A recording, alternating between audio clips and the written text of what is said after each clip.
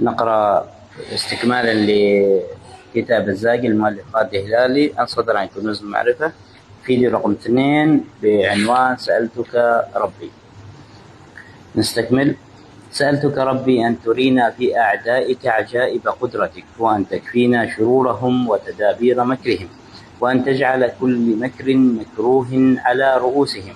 سألتك ربي وأنت عالم بكل شيء، ولكنك تحب سائليك، وتحب من وقف بليل في سكون يناجيك. اللهم فاجعل لنا خيرا مما نحن فيه، وبدل حالنا إلى حال خير من حالنا.